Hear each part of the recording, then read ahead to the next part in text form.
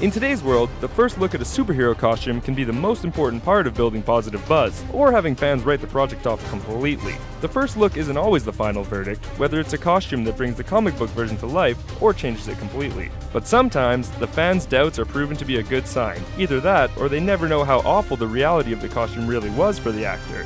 Here are the 10 most controversial superhero movie costumes of all time. Psylocke. Since her debut in the Marvel Comics, the mutant Psylocke's willingness to show some skin has turned just as many heads as her psychic blade, so when X-Men Apocalypse put Olivia Munn in basically the exact same outfit, some eyebrows were raised. Munn made sure the character's costume wasn't just meant to get fans drooling, and with the addition of some flesh-colored latex covering the edgier areas, audiences can decide for themselves. Captain America. Steve Rogers got a clever costume design during his World War II days, recreating the color scheme and red and white stripes without actually looking too silly. But that changed with the Avengers, with Cap's colorful mascot outfit justified by claiming the public might need a hero who was a little more old-fashioned and cheesy. Fans were fine with it, since the movie itself was a hit, but the costumers might have heard some criticism, since every single Cap costume since then has been an update of the original style, basically asking all of us to forget the Avengers look ever happened. Green Lantern. Almost every practical comic book costume gets a little tweaking thanks to the digital arts, whether it's CG capes, added effects, or tech. But with Green Lantern, director Martin Campbell made a bold choice, to go with nothing practical and make the entire suit a digital creation. The idea that the Green Lantern ring made the suit from pure energy is faithful to the comics, but the end result turned almost everyone off the movie, especially the mask. And when your star actually has the body of a comic book superhero, why waste it? Well, that's good advice. As an added bonus, Ryan Reynolds has claimed that the mock-up suit was so hot, it must have been made of actual woven misery. Catwoman. From the first look at Halle Berry's Catwoman costume, every moviegoer knew the movie was going to be a disaster. Aside from looking ridiculous in general, the amount of skin being shown had critics enraged, pointing out that the version of Catwoman in Tim Burton's Batman Returns was actually more seductive, showing no skin at all. Meow.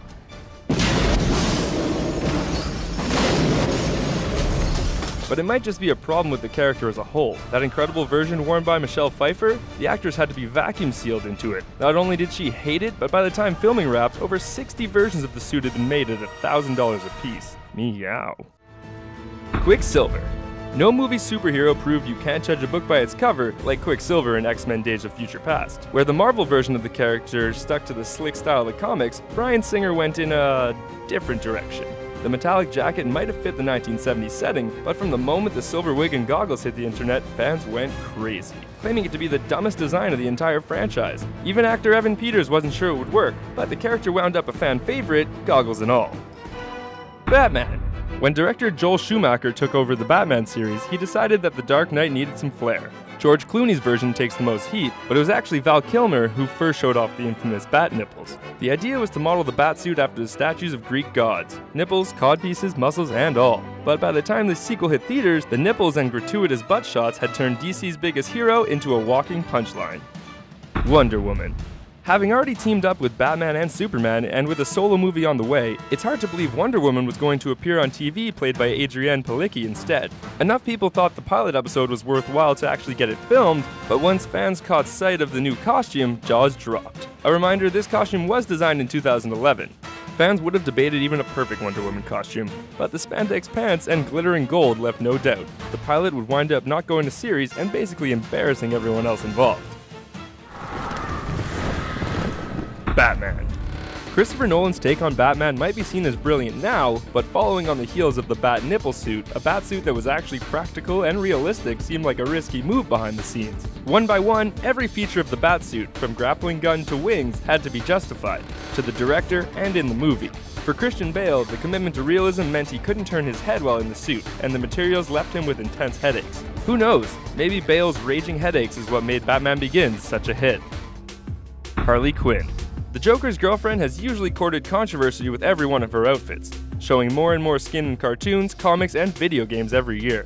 With DC's Suicide Squad, the filmmakers designed a new look keeping her modern blue and red color scheme intact, and sticking with the short shorts and stilettos too. Actress Margot Robbie mainly complained about being soaking wet in just a t-shirt and shorts, unlike her co-stars, but claimed the sexy style was what made Harley tick. Whether or not the audience will buy it remains to be seen.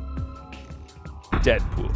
We couldn't discuss some of the most hotly criticized superhero costumes without addressing the mother of all mutant mistakes, Deadpool from X-Men Origins Wolverine. Even now, it's hard to know what filmmakers were thinking, giving Wade Wilson optic blasts, retractable swords, and the ability to teleport without even giving him a suit, or a mouth. I think we can all agree that shit just went sideways in the most colossal way. Ryan Reynolds got to set things right, and then some. But there was a time when this take on Deadpool seemed like it had killed the character on film for good. Those are the superhero costumes we remember being the most explosive, controversial, or just plain misguided. But which ones have we missed? Let us know in the comments, and remember to subscribe to our channel for more videos like this one.